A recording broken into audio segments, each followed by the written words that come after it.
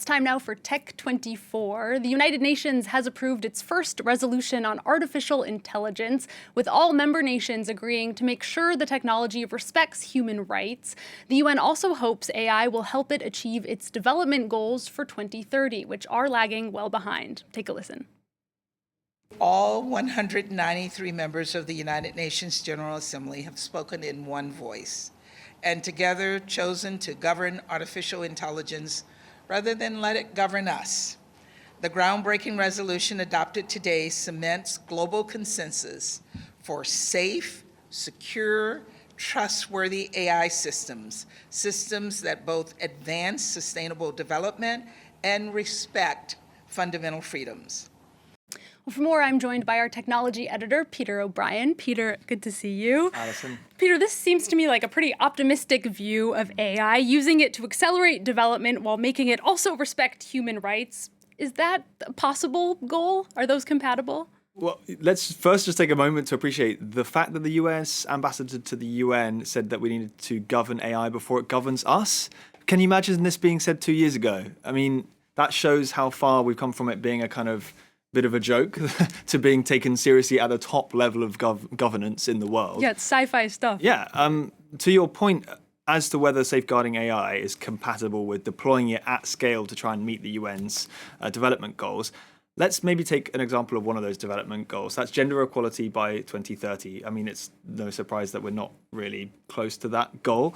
And actually from the UN here, we are seeing slightly mixed messaging. So just 2 weeks ago, UNESCO, the cultural arm of the UN, released a report into gender bias within AI systems. And Audrey Azoulay, the Director General, said, quote, "These new AI applications have the power to subtly shape the perceptions of millions of people, so even small gender biases in their content can significantly amplify inequalities in the real world." This doesn't sound like something the UN should be agreeing can be used to solve gender equality by 2030, but perhaps they think it can do both at the same time.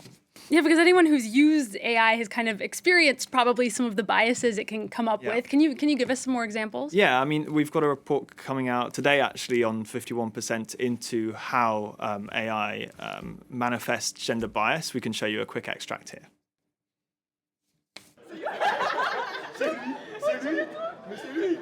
Students at this coding school in Paris are checking ChatGPT's privilege. Test 1, generate a picture of a boardroom. It's dominated by men, but that's the same in real life, after all. Test 2, generate a picture of a smart person.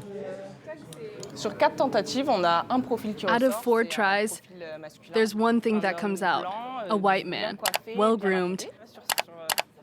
Let's do a 5th test and see what happens. Unlucky, it's a man again.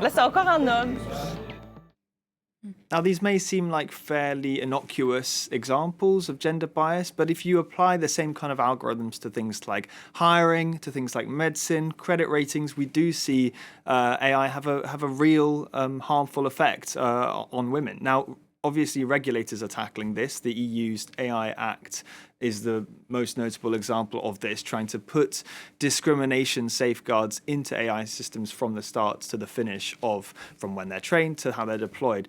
But in terms of a technological solution, I'm not seeing anything that's hugely convincing as being a golden bullet yet. I mean, you've got trying to make the algorithm less biased. You've got trying to make the data that's used to train the algorithms less biased. But the reality today is that no one really knows where AI is going to end up, and that's where the fear that it might govern us comes from, Alison. Yeah, but hopefully we're going to govern it first, Peter, if the UN has anything to say about it. Thank you so much. That's Peter O'Brien with our tech segment.